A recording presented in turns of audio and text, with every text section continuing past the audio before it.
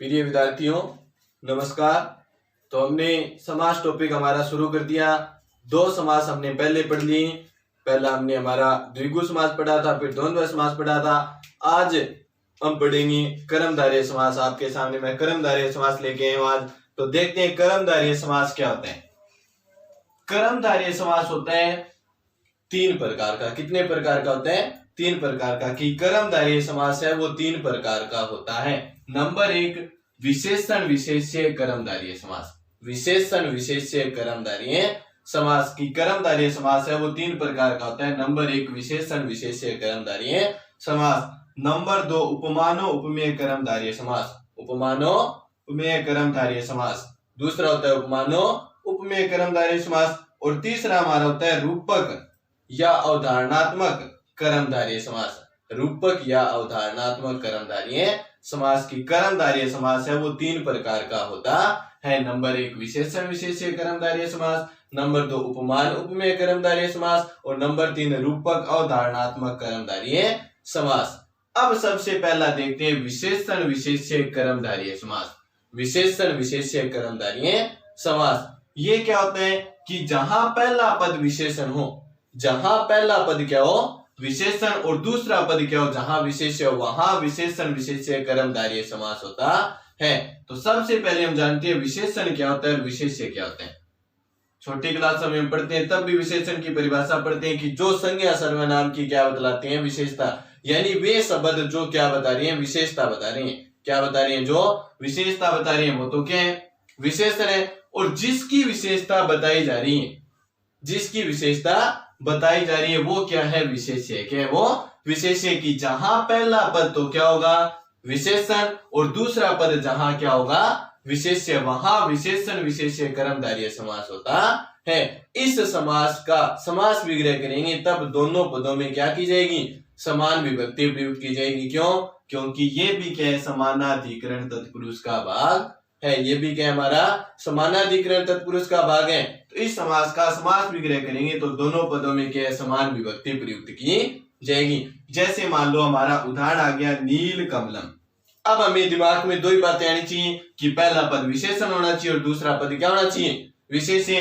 नील कमलम तो नीला है जो कमल, हिंदी में इसका समास विग्रह करेंगे क्या होगा, नीला है जो कमल। अब नीला कमल की हमें विशेषता बता रहे कि नहीं भी, कमल का रंग कैसा है, नीला है। तो पहला पद विशेषण हो गया कि नहीं हो गया। किसकी विशेषता बता रहे नीला, कमल की।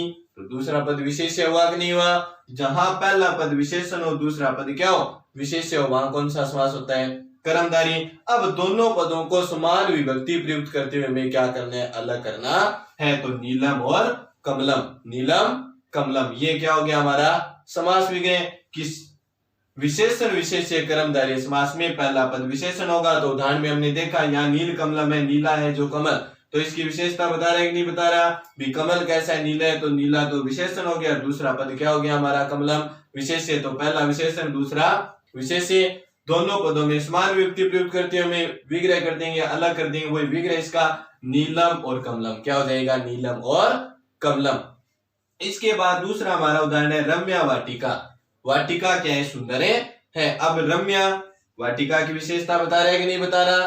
तो इसमें क्या है, समास विग्रह करना है, दोनों पदों को अलग कर देंगे, रम्या और वाटिका। लेकिन अलग करते इसमें हमें ध्यान रखना है, समास विग्रह करते इसमें दोनों पदों में क्या होनी चाहिए, समान विभक्ति होनी चाहिए। अगला हमारा उदाहरण है महावीर। क्या है, महावीर। तो समास विग्रह करेंगे, महान है जो वीर। अब वीर की विशेषता बता रहे हैं कि नहीं बता रहा, वीर कैसा है, महान है। तो पहला पद विशेषण हुआ कि नहीं हुआ, दूसरा पद हमारा क्या हो गया, विशेष्य। तो विशेषण विशेष्य कर्मधारय समास है। तो विग्रह करेंगे तो दोनों पदों को समान विभक्ति प्रयुक्त करते हुए अलग करना है, महान और वीर। क्या हो जाएगा, महान और वीर। इसके बाद अगला उदाहरण है हमारा महाकवि। महान है जो कवि, तो महान और कवि, इसका क्या हो जाएगा समास विग्रह, महान और कवि की विशेषण विशेष्य कर्मधारय समास में जहां पहला पद विशेषण हो दूसरा पद क्या हो, विशेष्य। यानी जहां पहला पद तो विशेषता बताए और दूसरे पद की विशेषता बताई जाती है वो क्या होता है, विशेषण विशेष्य कर्मधारय समास होता है। आ गया समझ में। अब देखो इसके बाद देखते हैं हमारा दूसरा, उपमान और उपमेय। उपमान उपमेय का अर्थ होता है यहाँ एक पद की दूसरे पद के साथ क्या की जाएगी, तुलना की जाएगी। एक पद की दूसरे पद के साथ क्या होगी, तुलना की जाएगी। या ये मान लो भी ये हमारे समझ में नहीं आ रहा है तुलना किस प्रकार होगी, तो यहाँ इसने विशेषण को तो क्या बना दिया, उपमान। विशेषण को तो क्या बना दिया इसने, उपमान। और जो हमारा विशेष्य था वो क्या बन गया यहाँ पे, उपमेय। विशेषण को तो इसने उपमान बना दिया और विशेष्य को क्या बना दिया, उपमेय। कि जहां पहला पद उपमान होगा और दूसरा पद क्या होगा, उपमेय। इसका हम समास विग्रह करेंगे तो हमें याद रखना है, इसका समास विग्रह करते हैं इसमें हमें क्या है, इव का प्रयोग करेंगे। मध्य में क्या करेंगे हम, इव का प्रयोग। भी उपमान उपमेय समास का समास विग्रह करेंगे, कर्मधारय समास का, तो हम किसका प्रयोग करेंगे, इव का प्रयोग। इव का अर्थ होता है की तरह। इव के एक अवयव है तो इसका मध्य में हमें क्या करना पड़ेगा, यहाँ प्रयोग। और कर्मधारय समास है तो दोनों पदों में विभक्ति तो हमें पता है क्या आएगी, समान आएगी।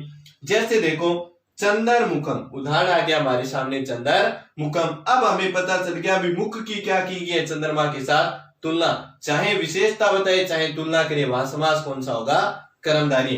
अब तुलना कर दी तो हमें पता है, यहाँ बस इतना याद रखना है कि हमें यहाँ इव का प्रयोग करना है। यहाँ किसका प्रयोग करना है, हमें इव का प्रयोग। भी चंद्रमा के समान मुख, तुलना की है कि नहीं की, ये तो हमें पता है। चंद्रमा तो किसी का मुख नहीं हो सकता, लेकिन मुख की तुलना की गई है। मुख को माना गया है किसके जैसा, चंद्रमा के जैसा। जैसा माना जाता है वो तो उपमान, और जिसके को माना जाता है वो उपमेय। तो विग्रह करेंगे चंदर इव मुखम, क्या हो जाएगा, चंदर इव मुखम की चंद्रमा की तरह मुख। पहला पद उपमान हो गया, दूसरा पद क्या हो गया, उपमेय। यानी जहां दो पदों की तुलना खींचे तो चंद्रमा की तुलना हुई है कि नहीं, मुख के साथ तुलना कर दी तो हमें पता है समास हमारा कौन सा है, कर्मधारय। उपमानो उपमेय कर्मधारय समास। तो विग्रह करेंगे, इसमें हमें पता है दोनों पदों में समान विभक्ति प्रयुक्त करनी है और बीच में किसका प्रयोग करना है, हमें इव का प्रयोग करना है। तो चंदर मुखम क्या हो जाएगा, चंदर इव मुखम, चंद्रमा की तरह मुख। दूसरा उदाहरण आ गया हमारा घन श्याम है, घन श्याम है। तो घन श्याम है, घन का अर्थ है बादल, श्याम का श्री कृष्ण की तुलना की गई है बादल के साथ, तुलना की है। तो यहाँ पे भी हमें पता है इव का प्रयोग होगा बीच में, घन इव श्याम है, क्या हो जाएगा, घन इव श्याम है, बादल की तरह श्याम की। जहां एक पद की दूसरे पद के साथ तुलना की जाए वहां उपमान उपमेय कर्मधारय समास होता है। वहां पे भी दोनों पदों में समान विभक्ति प्रयुक्त करते हैं। मध्य में हम किसका प्रयोग करते हैं, इव का प्रयोग करते हैं। अब देखिए रूपक अवधारणात्मक कर्मधारय समास। तीसरा हमारा आता है रूपक अवधारणात्मक कर्मधारय समास। कि जहां उपमान का उपमेय पर क्या हो जाए, आरोप हो जाए। जहां उपमान का उपमेय पर क्या हो, आरोप हो, वहां कौन सा समास होता है हमारा, रूपक अवधारणात्मक समास होता है। जैसे देखो तपोधनम, अब ऊपर वाले में तो हम तुलना कर रहे थे, तपोधनम, यहाँ इसका समास विग्रह करेंगे तो हमें याद रखना है एव का प्रयोग होगा। किसका प्रयोग होगा, एव का प्रयोग। जब तुलना की जाए तब तो इव का प्रयोग, और जब आरोप हो जाए तब किसका प्रयोग होगा, एव का प्रयोग। तो यहाँ पे देखो तपोधनम, तप ही क्या है, धन है, तप है एव धनम, तप है एव धनम, तप ही क्या है, धन है। अब यहाँ पे आरोप है, धन का क्या है, तप के ऊपर आरोप है कि तप ही क्या है, धन है। यहाँ पे तुलना नहीं की गई है। दूसरा उदाहरण देखते हैं गुरु देवे, तो गुरु ही क्या है, देव है, गुरु एव देव है, गुरु एव देव है। गुरु ही क्या है, देव है। तो देव का यहाँ पे गुरु के ऊपर क्या है, आरोप है कि देव, गुरु ही क्या है, देव है। न कि यहाँ तुलना की गई है कि जहां पे एक पद की दूसरे पद के साथ तुलना हो वहां पे तो उपमान उपमेय होगा कर्मधारय समास, और वहां पे तो मध्य में किसका प्रयोग किया जाएगा, इव का प्रयोग। और जहां पे उपमान उपमेय का आरोप हो यानी आरोप सिद्ध हो रहा है वहां पे क्या है, एव का प्रयोग करेंगे। जैसे तपोधनम, तप ही धन है, न कि तप के साथ धन की तुलना की जा रही है, तप ही क्या है, धन है, आरोप है, तो तप है एव धनम। गुरु ही देव है, तो गुरु देव है, तो गुरु एव देव है, गुरु एव देव। ये था हमारा कर्मधारय समास। बिल्कुल सरल सा एक ही समास आपको आज करवाए, बिल्कुल सरल है, आसानी से आप पढ़ सकते हो कि कर्मधारय समास के 3 भाग है, विशेषण विशेष्य कर्मधारय, उपमान उपमेय कर्मधारय, रूपक अवधारणात्मक कर्मधारय। विशेषण विशेष्य में पहला पद विशेषण होगा, दूसरा पद विशेष्य होगा। उपमान उपमेय में पहला पद उपमान होगा, दूसरा पद क्या होगा, उपमेय होगा। वहां एक पद की दूसरे पद के साथ क्या की जाएगी, तुलना की जाएगी, और वहां मध्य में क्या है, इव का प्रयोग किया जाएगा। रूपक अवधारणात्मक होगा, वहां पे क्या है, उपमान उपमेय का आरोप सिद्ध होगा, और वहां पे एव का प्रयोग किया जाएगा। और इस समास का विग्रह करेंगे तो हमें पता है समानाधिकरण तत्पुरुष का भाग है, तो यहाँ क्या विभक्तियां क्या है, समान प्रयुक्त दोनों पदों में की जाएगी। आज के लिए इतना ही। नियमित अध्ययन अपना जारी रखें। जयतु संस्कृतम जयतु भारतम। धन्यवाद।